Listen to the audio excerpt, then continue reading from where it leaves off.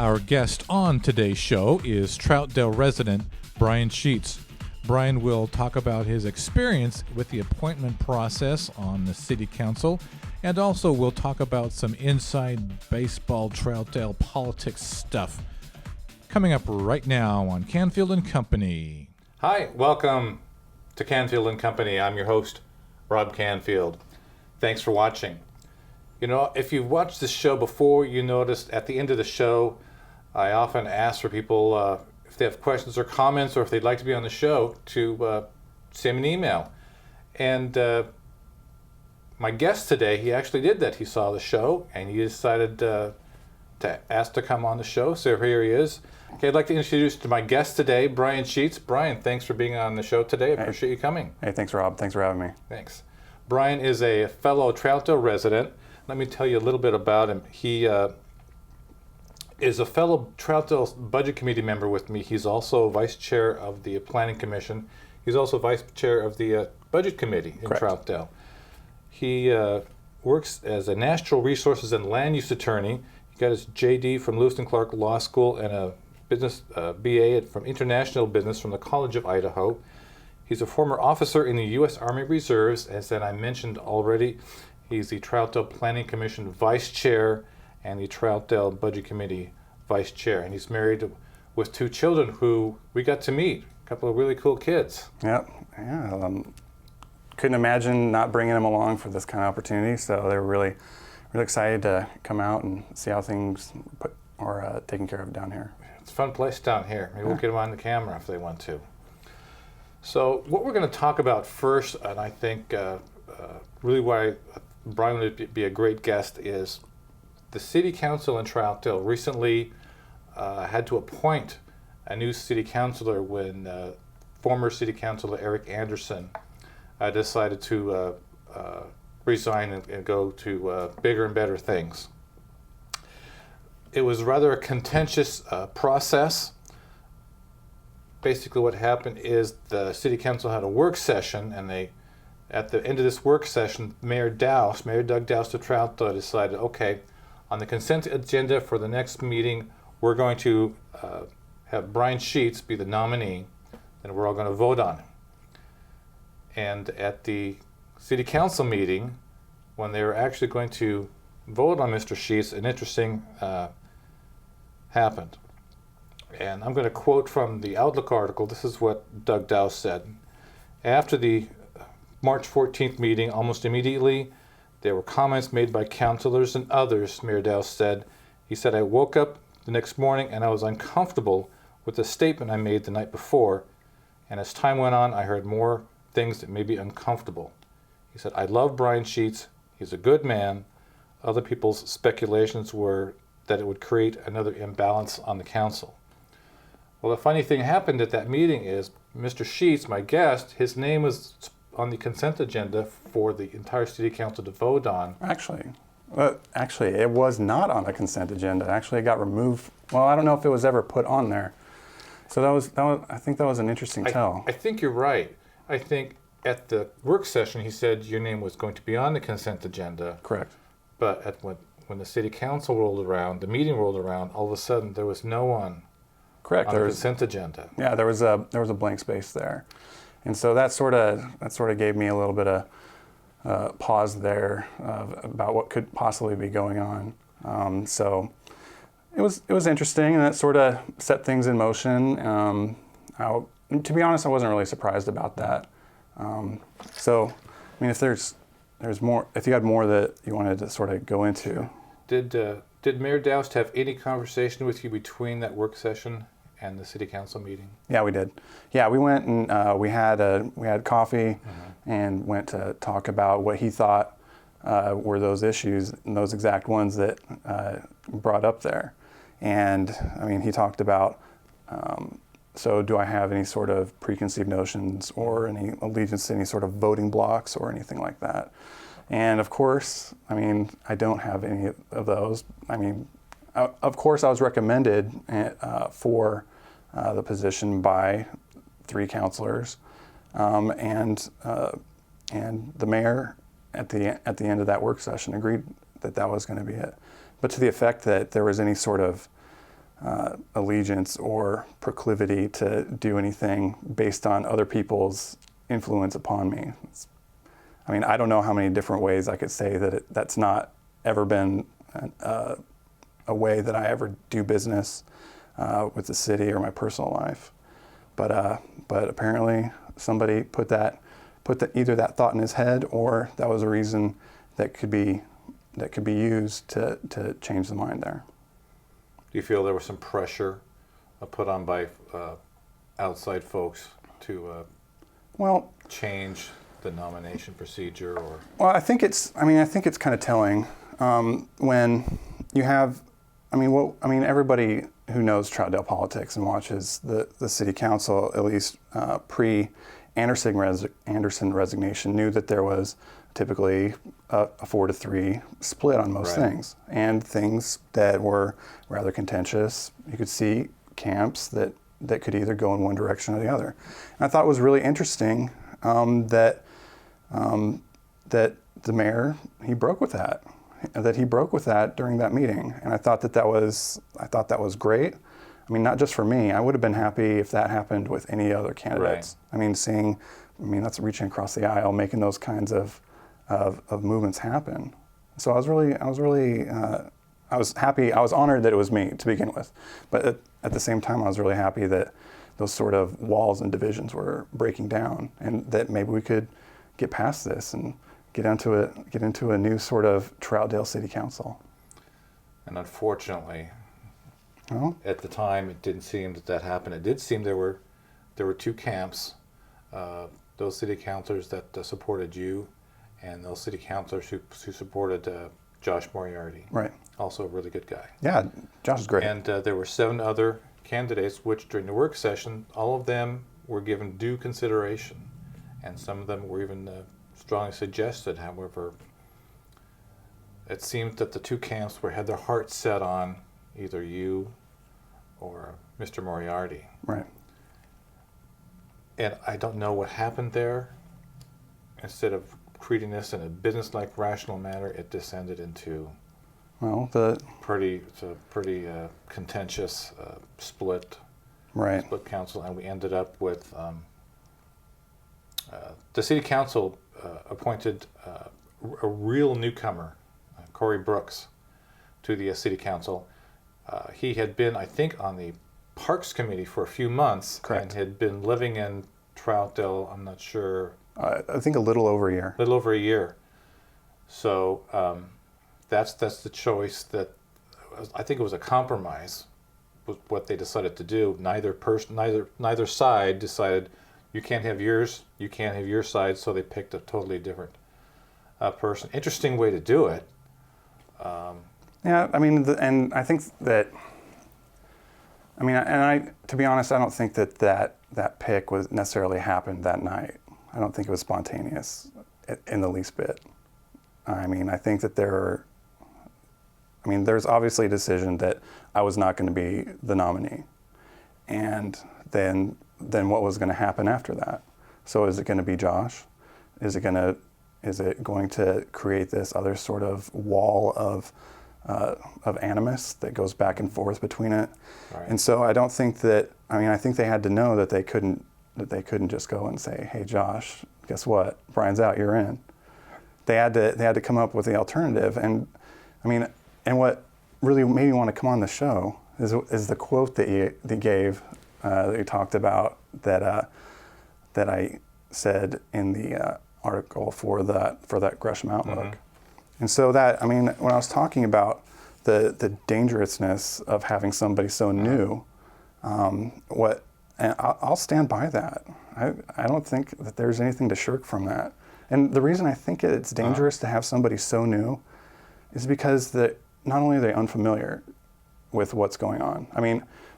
If I was to appoint somebody, if I was looking to fill a job for somebody that needs to hit the ground running, know what's happening, and be able to take care of business quickly, get on board. The budget committee was what, the next month after that? Right. Both Josh and I, we were good candidates for that. But when you have somebody that's so new, and this is nothing against Mr. Brooks. I mean, he's a great guy. He's fully competent. But thinking about this in the abstract, having somebody that is so new, they can be susceptible to those impressions, like, this is how we do things here. These are the kinds of ways that things happen. And it's able to not necessarily have somebody in your camp, but it's able to mold somebody to possibly come into your camp. And that's why I think it's dangerous.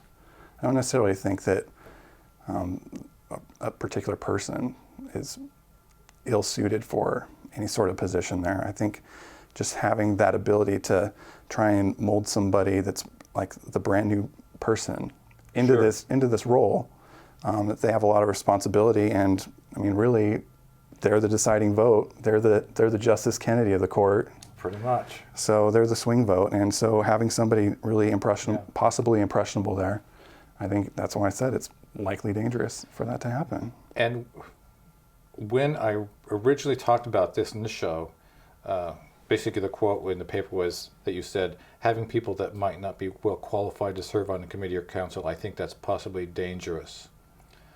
I was a little bit shocked. Yeah, you were pulled that. back about it. That's okay. However, right. After seeing the new city councilor in action on both the budget committee and during the city council, I'm a little concerned. I don't think he's even said one word at a city council meeting.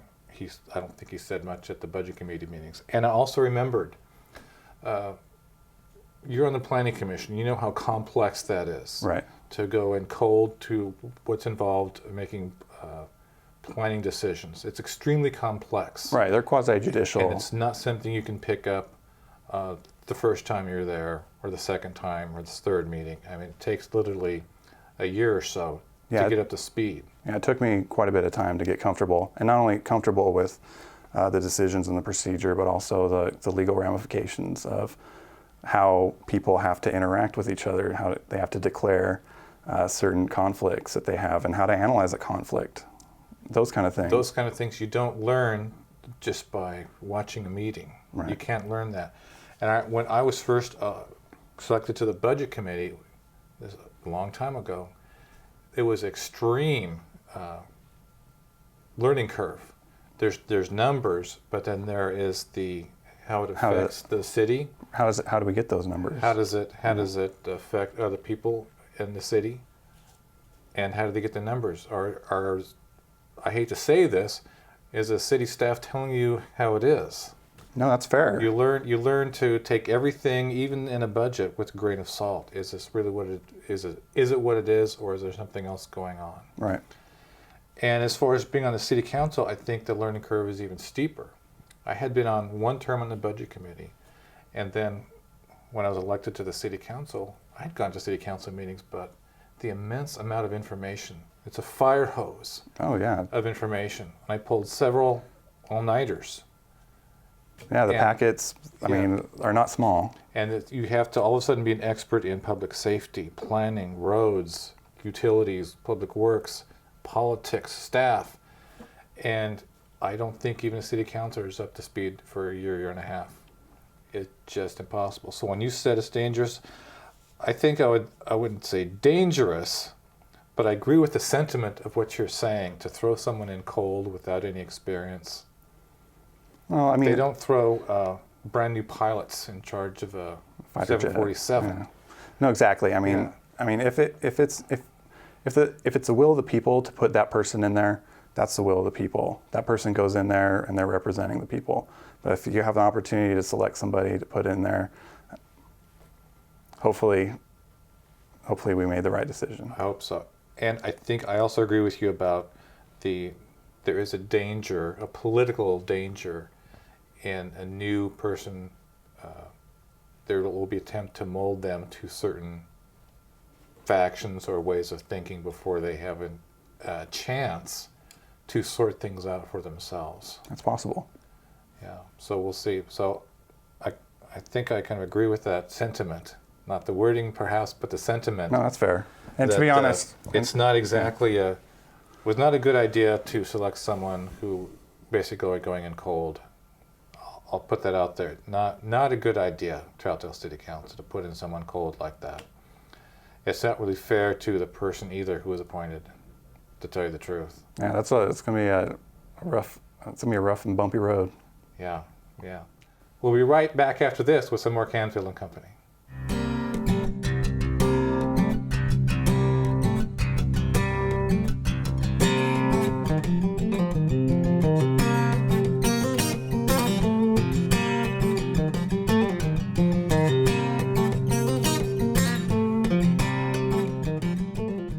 Hi, we're back.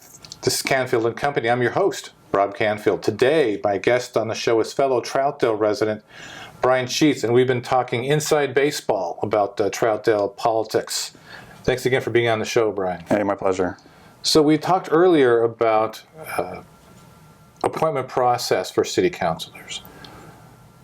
I have kind of thought about it, not really. I thought maybe we could just bounce back and forth. What would be some good ideas of how to appoint a city councilor that would be better than what we just went through? Well, I mean, if you look at how it happened when Councilor Anderson was appointed, then you look about it how it went through this last iteration. The end results I don't think were that different.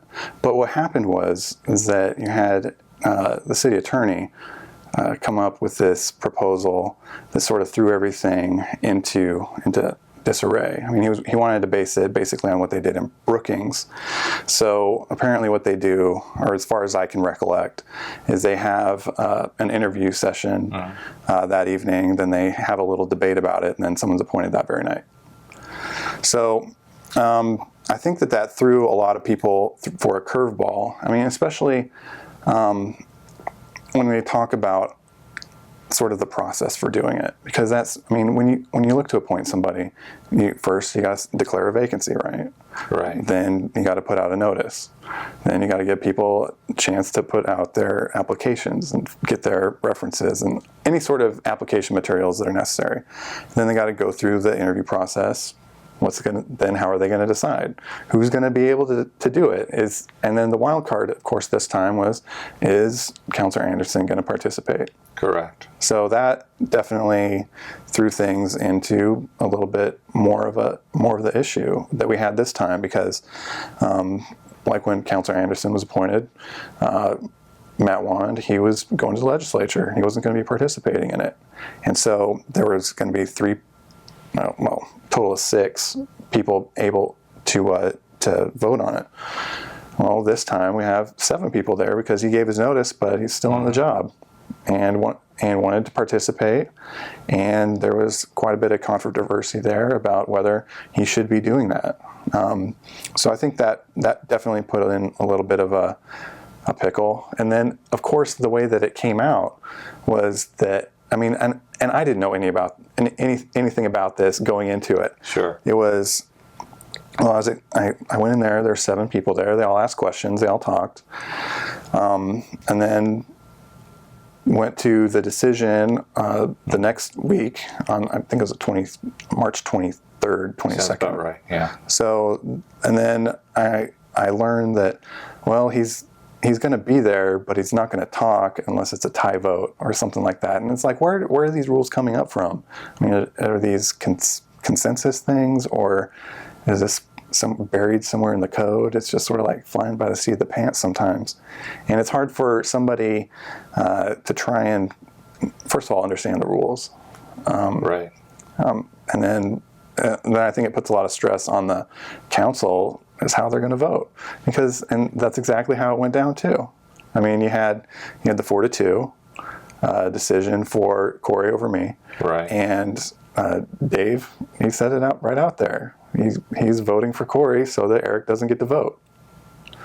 I mean, and I didn't know that was going to be the way that things happened, and that's the way it went down. I think. He would have been forced to vote. I think it's in the council rules, or it might even be in the charter, that on any matter before the council, the council must vote. A city council must vote yes or no. They cannot abstain.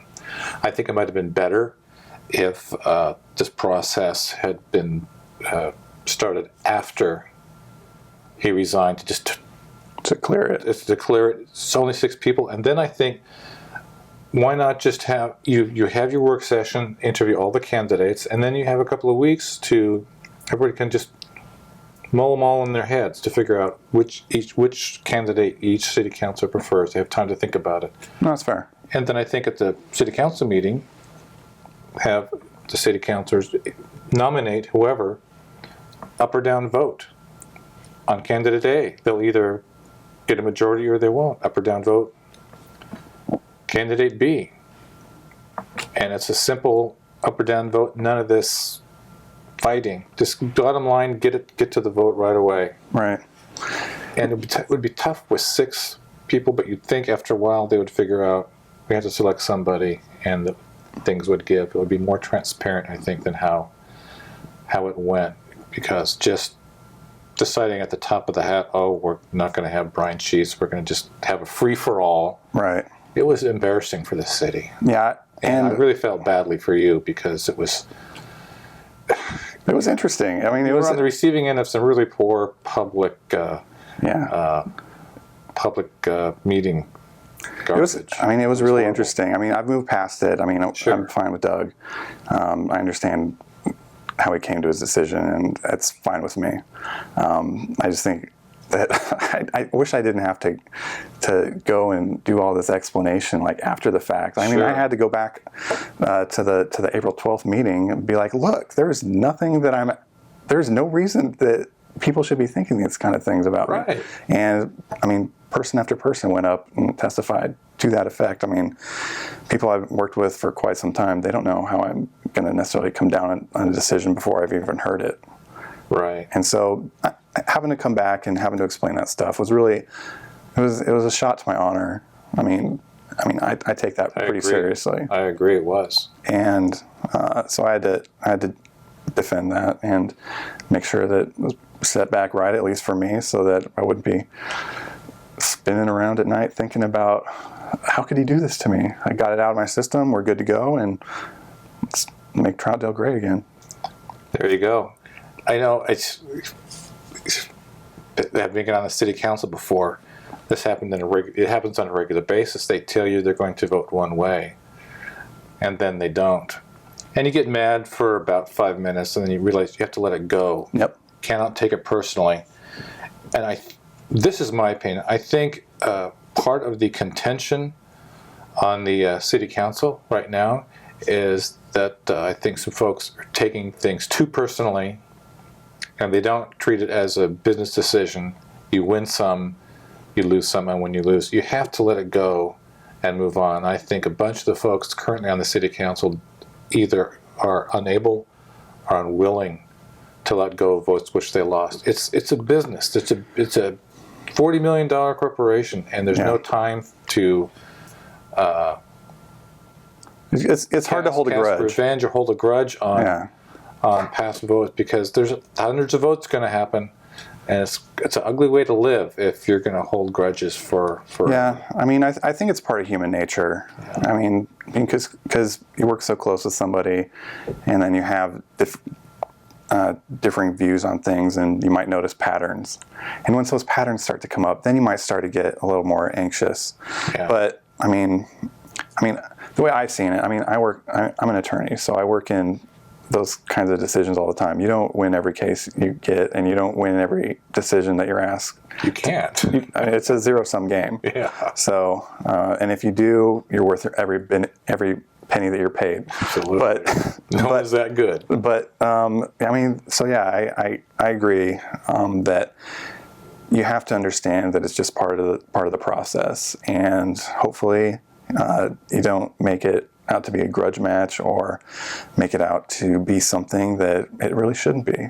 I mean, ultimately, you're hopefully looking for the best interest of Troutdale and not trying to make sure that there's a even number of notches on your side of the rifle as there are on the other side of the rifle. And I'm starting to wonder, is there something in the water in East Multnomah County? Because the city of Fairview is going through the same kind of drama, if not worse. Worse. With I'd say it's multiple worse. recalls for people who are most likely aren't going to be running again. recalls. Is there something in the water out here that's causing just politician craziness? I don't know. You know, I mean, if there is, maybe there's some links between the activities. I don't know. I mean, I honestly don't have it very much insight as to what's going on in Fairview beyond what's in the Outlook. But yeah. I mean, I watch Wood Village City Council meetings. I watch Gresham City Council meetings. I watch Multnomah County Commission meetings. And I watch these meetings and I think to myself, why can't we have this? They're orderly, they're collegial, they get along, even if they disagree. Why can't we have that in Troutdale? Well, I guess a guy could wish. I don't know. We could. I don't know. We can. Have you thought about running for a spot on the city council? I've thought about it. I still need to get some people in the camp, particularly my wife. Got to make sure that's a good thing to do, because wouldn't want to commit her to 4 years of my perpetual busyness. So just working on those kind of things and seeing if it's the right time for me. I mean, I just got a new 3-month-old baby now, and new dad, being gone, doing city business. I think it'd be a challenge, but I'd definitely be willing to take that challenge if things work out. Well, thanks again for coming on the show, Brian. I really appreciate it. Yeah, my pleasure. Come back pretty soon. Yeah. Hey, thanks again for watching. Hey, if you have any questions on the show, you can email me, troutdalecanfield@gmail.com. You can also check out previous shows on our website, robertcanfield.com. Again, if you have any questions, concerns, or if you, like Brian, you'd want to come on the show, shoot me an email, troutdalecanfield@gmail.com. It's pretty easy to remember. Or if you want to see previous shows, check us out at robertcanfield.com. That's it for now. Thanks to Frank Martin in the control room. I didn't see any monsters today. You must have them in the cage, Frank. Any monsters back there? He's having explosions. That's a 4th of July deal, okay? We're taping this the day before 4th of July, so that fit. So again, thanks for watching, and this is Canfield and Company. We'll see you next time.